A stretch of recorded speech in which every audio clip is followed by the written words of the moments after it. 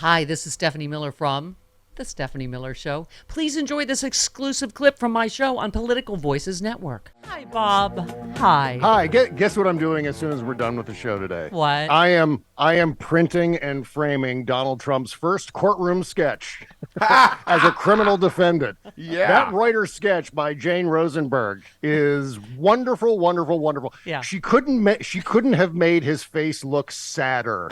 It was just like, I mean, his mouth is just an upside down letter U. That's how this is how frowny he is in that drawing. I love it so much. Could I just say, you and I, right before we got on, talked about, you said, am I the only one that doesn't care how much they show Donald Trump? I'm like, are you kidding Yeah. me? We are owed this after 7 years of torture. I enjoyed every second of his humiliation. I didn't care about any other news yesterday. I was like, Since 2015, no since one's the taking my time- joy. Go ahead. Since Kimberly and I first met, Donald Trump has been gaslighting us and telling us that he hasn't been committing any crimes. And we've been observing all of it, all of the criminal activity, all the corruption, all the, duplicity. And finally, we get to this point where he's finally indicted. He's finally arraigned, dragged into court. And everyone's like, I don't want to watch him get arraigned. What are we doing here, cable news?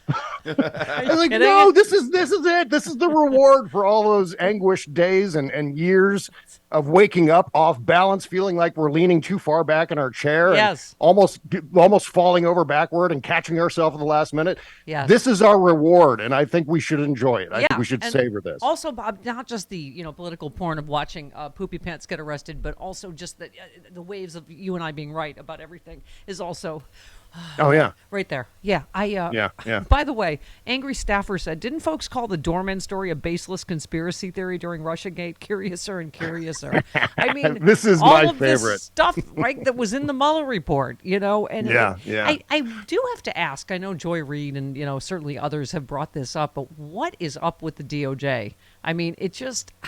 She was saying, why does it fall on these local prosecutors like Alvin Bragg and Vonnie Willis? I mean, this really puts a spotlight on why wasn't this pursued, after, Barr was out of office.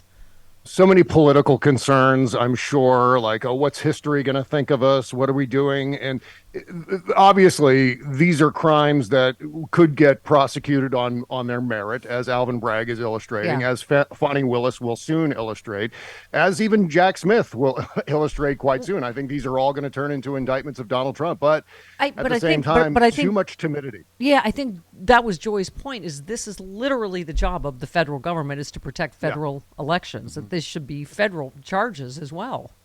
Right. I think looking at that cup half full, though, as long as they're local charges or state charges, he can't get pardoned for any of that, which is true. I think advantageous given the fact that January 2025 is just around the corner. And if a Republican ends up winning by some fluke in 2024, that's it for any federal investigations into Donald Trump. Right. So in that regard, I'm glad that they're happening at this level, that he can't escape from all of it. And by the way, just in terms of that doorman story, that's my favorite aspect of all of this, because I'm imagining it's a child out of wedlock that Donald Trump was trying to cover up with the help of AMI. And I'm imagining somewhere out there's a child who looks half like Donald Trump and half like Vladimir Putin. It's just... By the way, Midas Touch said, very fitting, Putin also suffered a major defeat today. Finland is now officially part of NATO. It has the feel finally of the good guys starting to win. I mean, between the this incredibly critical judge race in Wisconsin. But here's one point. Aaron Rupar said, Bragg says his office has new evidence that wasn't available prior to his time as DA that played a role in the decision to charge Trump for the hush payments now. So that may be also part of this DOJ picture, right?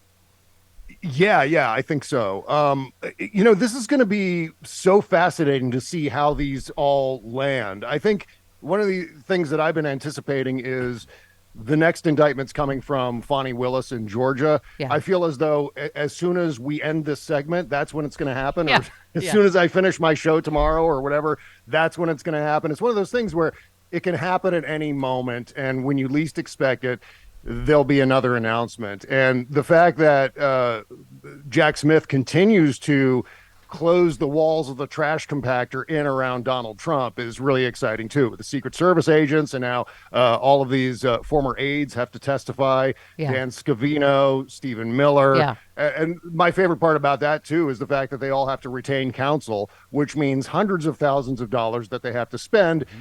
And that's good news for me because for all of us, because we can, enjoy the Schadenfreude. Yeah. Them having to go into debt as Malcolm in defense says, of Donald Trump. Yeah. Schadenfreude delicious. It's yep. Yeah, I mean, that is, like you say, it's hard. Like one thing is getting overshadowed by another, but you're right. That is a BFD that all these guys have to testify now. By the way, I felt like you were the only one that really was reminded people of this. You said indictment day and Republicans can't stop whining about how this is a political persecution. These are the same Republicans who've been investigating Hillary Clinton for 40 years. You said Trump and his Republican fanboys say this is a political prosecution, even though Trump ordered his DOJ to investigate Hillary in 2017. Oh, yeah. He did try to lock her up. Right? Yes, he did. He absolutely did. And even though congressional Republicans investigated her while she was running for president in 2016. Thank you. They tried. There's no there, right? Yeah. He threatened it throughout his campaign, built his campaign on it. The whole convention was centered around lock her up, as coined by Mike Flynn, I guess, or he was riding that wave, however that happened. And then as soon as Donald Trump became president, he started muscling Jeff Sessions, his attorney general, to appoint a U.S. attorney or a special prosecutor to investigate Hillary Clinton. By November of 2017, a U.S. attorney from the District of Utah, this is, again, federal level, this is Department of Justice. Yeah. Jeff Sessions ordered John Huber from the District of Utah to investigate Hillary Clinton. That investigation launched in November 2017 and lasted well into 2020. Throughout almost the entire duration of Trump's presidency, he was investigating Hillary Clinton, his political opponent, the person he defeated or, allegedly defeated in 2016. And then, I mean, who knew she could have run again in 2020 instead of Joe Biden? It was entirely possible. Yeah. So this was a political prosecution. The Republicans invented this. Yeah. The congressional Republicans were investigating Hillary Clinton while she was running in 2015 and 2016. Yeah. We saw her testify for 11 hours under oath in the House of Representatives. Mm-hmm. So this is something that the Republicans, I love the crocodile tears. Oh, no one's ever done this before. I can't believe what was Bill Barr saying? We've crossed this Rubicon or whatever he can metaphor. All the way. Shove that Rubicon way far up his I can't. I can't. Yeah, posterior. By the way, and Marjorie Taylor Greene is now calling we're going to retribution. We're going to prosecute Hillary Clinton and Hunter Biden. You're like, oh my God, you've been trying for years. Yeah. You've got nothing. So keep threatening retribution. Right. But Donald Trump got impeached the first time because he extorted Ukraine and President Zelensky into trying to launch an investigation into Joe Biden and Hunter Biden because of Burisma and whatever nonsense that I think most Trump supporters couldn't even begin to describe. And so that was Donald Trump's legacy, launching investigations into his political enemies, but getting compromat on his political enemies. This is how the Trump Republicans operate. And now they're rending their garments over, oh my God, an actual crime that Donald Trump has committed, one of a gazillion different crimes. I said this yesterday. They're whining because they can't politicize the DOJ anymore because they can't protect Trump and go after their enemies.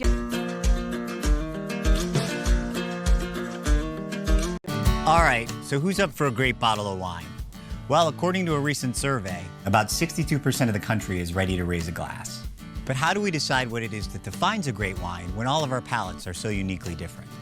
Imagine a fun and interactive process that actually takes your preference into consideration, allowing you to create, design, and even package a wine that's right for you, your event, or clientele. Welcome to Blentique Wine Company, and welcome to your wine. Blentique invites you to participate in a revolutionary new process whereby the everyday consumer can create and design a personalized wine blend from the comfort of home.